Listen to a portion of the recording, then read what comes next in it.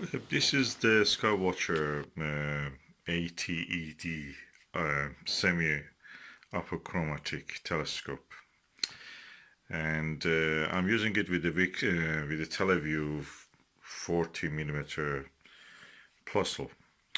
Gives very good images. The only thing is that sometimes it is slipped in the past. Used to, because it's a Crayford focuser based on friction. So I have to take it out and smoothen up the underneath here where the friction contact between this wheel and the tube is, the focuser tube is established. So it now works, and we can lock it also. There is a lock mechanism, just screw there. Beautiful telescope, gives good views, easy to manipulate. Of course, I have now tested this, and I think my Lyra 102 f11 has less chromatic aberration than this. This doesn't have much, but the clarity of image, brightness of the image, and in the Lyra is equal or better than this. Surprised. The only advantage this one has is shorter tube. It's easier to manage, easier to carry, easier to everything. So other than that, Lyra is better.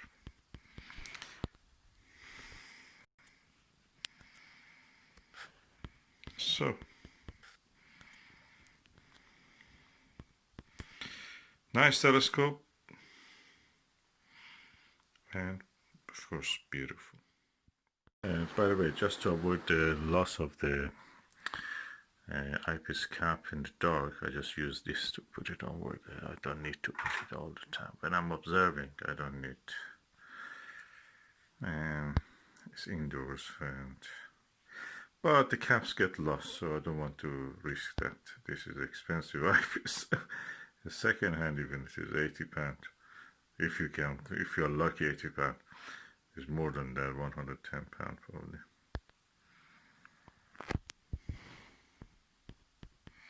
Good for bunny viewing. And this Dobsonian mount is a Skywatcher flex tube 130p. That is really good. It's a folding telescope. The Dobsonian mount of it is really good. It can take up to 8 kilograms. This is probably 3 kilograms or less even. Easily takes it. An amazing piece of engineering. It's made in China. Beautiful. Better than the Unitron, which was made in Japan. Technology, everything is transferred. You know, it's like a soul. It's like a wind. Can go anywhere. Now the technology is in the Unitron is built in China. Look at this CNC machined, lovely tube rings, 4-inch, and is all here. This is a Skywatcher 60 by 30, I think 6 by 30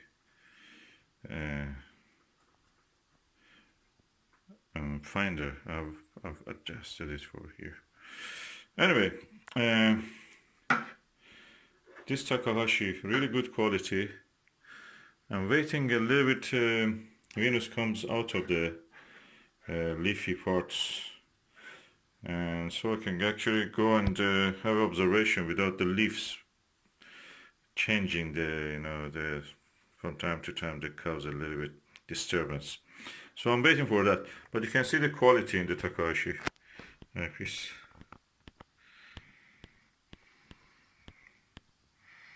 Beautiful eyepieces.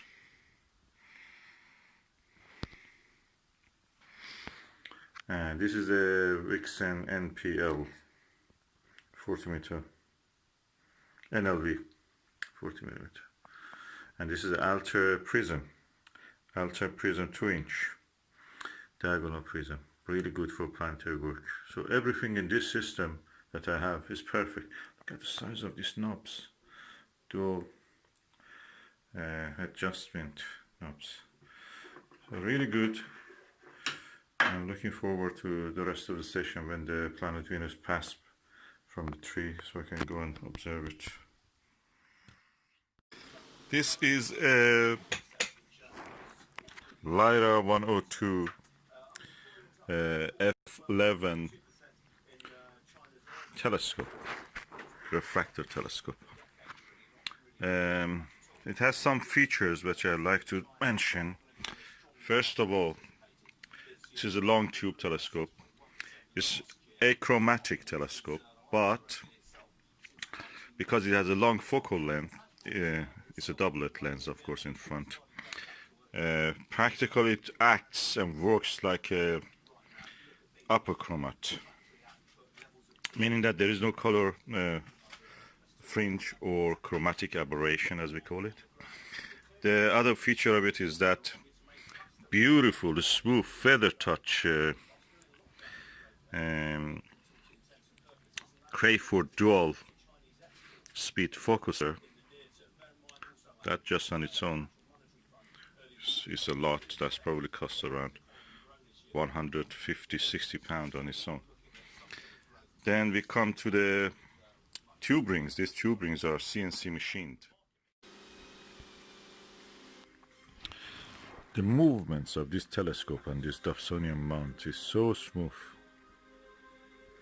It's because the weight is right for this. It's butter smooth. Well, more now on lockdown. The next question of whether to wear face masks. We're joined by the Welsh Health Minister, Vaughan Getting.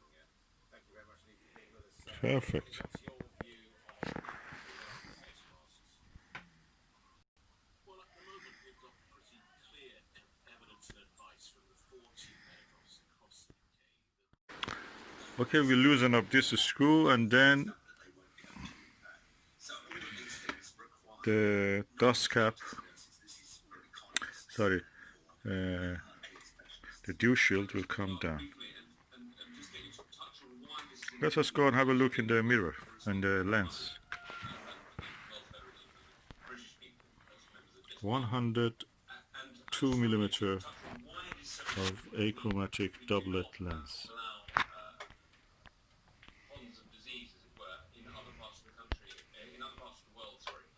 And the potential implications for that coming back to the UK and why this is so important.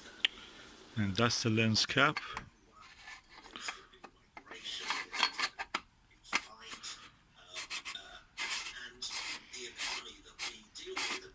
Completely protected now. It goes back to its box. I will unscrew it from here. I'll remove the star diagonal, and that's it. That's what will be done. We get ready to do some more painting here in the coronavirus lockdown.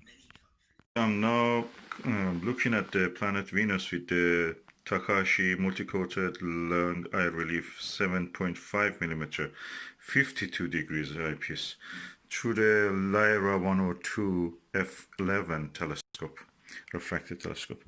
And the image quality I was comparing with the Teleview Nagler 7mm. This is the original, or as they call it, tape 1 Nagler.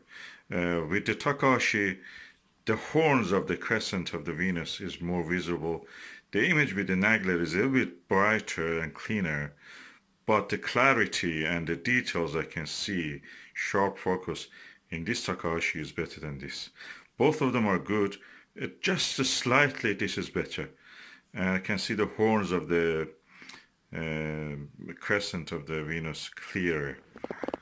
And the lens looks almost identical in size. The eye relief of the Takahashi, of course, is 20mm. With this one is 13mm or 11mm. The field of view of this is 82, and with this is 52. I don't feel that that is affecting the view as much as I expected. A tad better in this, although it's not as bright as of the Nagler, Teleview Nagler, but the clarity and the sharpness of the focus is better. This telescope, of course, I have to show that is a feather touch dual speed Crayford focuser. That is 10 to 1, so 10 turn of this equals to 1 turn of this. And yeah, I'm really impressed. Both of them are good. With this one I could even look 3.2 and I could get an image, but the image was very swiftly moving. This is an Dobsonian mount for the Skywatcher SkyMax 130 flex tube. And anyway, I'm continuing to observe, and I think Takashi a tad slightly an epsilon is better than the Nagler.